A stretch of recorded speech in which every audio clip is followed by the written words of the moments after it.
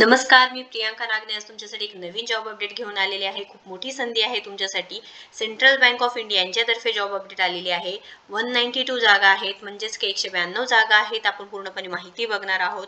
खूप मोठी अपॉर्च्युनिटी आहे. तुम्हाला जर बँकेत काम करायचं असेल, सेंट्रल बँक ऑफ इंडिया यांच्यातर्फेही एलिजिबिलिटी क्रायटेरिया काय आहे, त्याच्यानंतर इथे जॉबची संधी आलेली आहे. इथे एज क्रायटेरिया काय लागणार आहे, शिक्षण काय लागणार आहे, किती स्ट्रीम्स आहेत, कशामध्ये काम करायचं आहे, आपण पूर्णपणे चॅनलवरती नवीन असेल तर नक्कीच सबस्क्राईब करा, लाईक करा, व्हिडिओला शेअर करा, जेणेकरून ज्यांना जॉबची माहिती नाहीये त्यांच्यापर्यंत ही माहिती पोहोचून जाईल. आपल्याकडे PDF आहे, आपण सविस्तरपणे बघणार आहोत माहिती. हे बघा, सेंट्रल बँक ऑफ इंडिया यांच्यातर्फे भरती निघालेली आहे. रिक्रुटमेंट कशी करायची आहे ते सुद्धा आलेले आहे. Recruitment of officer in specialist category आहे आणि व्हेरियस स्ट्रीम्समध्ये आहे.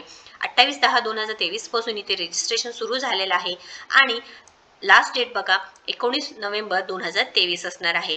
म्हणजे ऍप्लिकेशन आहे ते 19 नोव्हेंबर पर्यंत तुम्ही भरू शकणार आहात. आणि last date of printing your application 4/12 म्हणजे 4 डिसेंबर 2023 आहे. ऑनलाईन फी पेमेंट सुद्धा तुम्हाला भरायची आहे. आपण सविस्तरपणे माहिती बघून घेऊयात. सो इथे नोटिफिकेशन आलेली आहे. आपण PDF सविस्तर माहिती बघूया. ओपनिंग डेट ऑनलाईन रजिस्ट्रेशन सांगितलेलं आहे.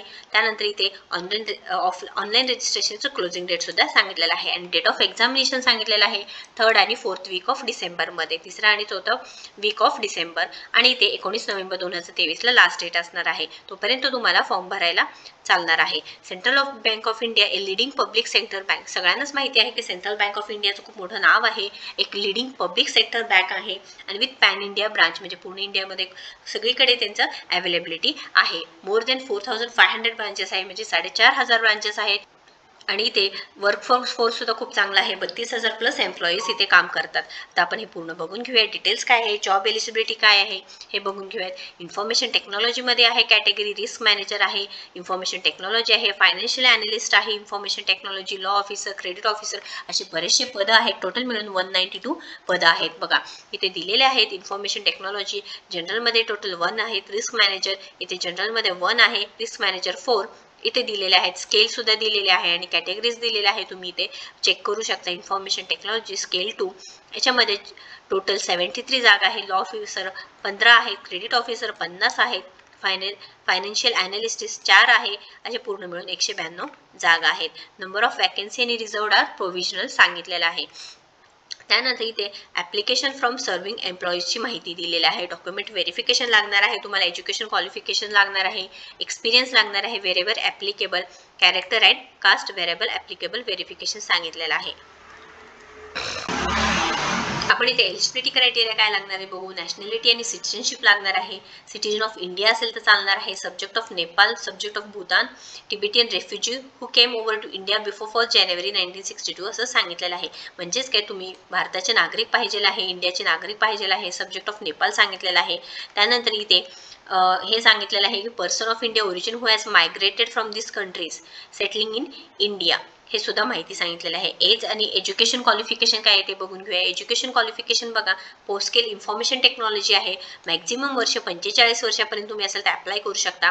फुल time masters bachelor degree complete झाली असेल तर चांगलं आहे. कम्प्युटरमध्ये असू दे किंवा information technology, electronics communication, masters in computer application, म्हणजे इथं थोडक्यात सांगते इथे तुमची ME किंवा BE कम्प्युटर किंवा इन्फॉर्मेशन टेक्नॉलॉजी किंवा इलेक्ट्रॉनिक्स आणि कम्युनिकेशन या स्ट्रीममध्ये झालं तर खूपच चांगलं आहे. त्यानंतर इथे रिस्क मॅनेजमेंटसाठी सुद्धा सांगितलेलं आहे. बेसिक क्वालिफिकेशन BSc लागणार आहे. मॅक्झिमम 45 इयर्स लागणार आहे. त्यानंतर इथे रिस्क मॅनेजमेंट स्केल 4 मध्ये मॅक्झिमम 40 वर्ष. बेसिक क्वालिफिकेशन तुमचं BSc स्टॅटिस्टिक्स झालेलं आहे, बॅचलर्स डिग्री झालेली आहे. अप्लाइड मॅथ्स असेल तर तुम्ही इथे नक्कीच अप्लाय करू शकता. तुम्ही इथे चेक करून घ्यायचं आहे एकदा. मी इथे थोडक्यात तुम्हाला सांगत आहे. हे PDFची लिंक मी तुम्हाला डिस्क्रिप्शन बॉक्समध्ये देणार आहे. इन्फॉर्मेशन टेक्नॉलॉजी आहे स्केल 3.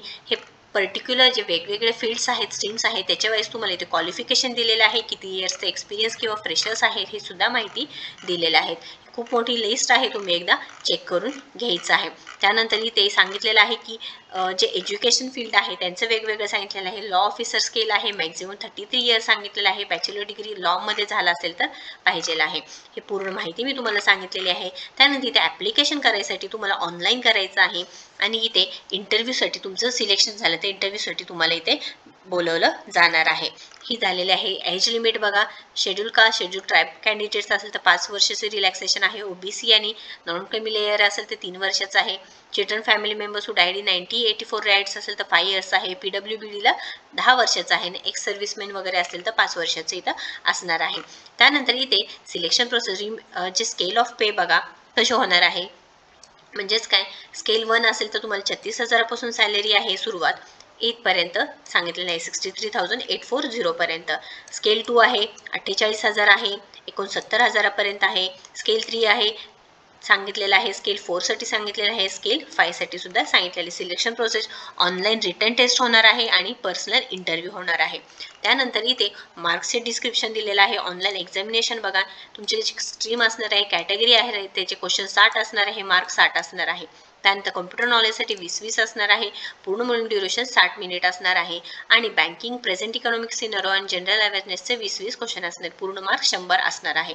याचं पूर्ण ऑनलाईन एक्झामिनेशन होणार आहे. आणि जर पेनल्टी फॉर रॉंग आन्सर 0.25चं निगेटिव्ह मार्किंग असणार आहे.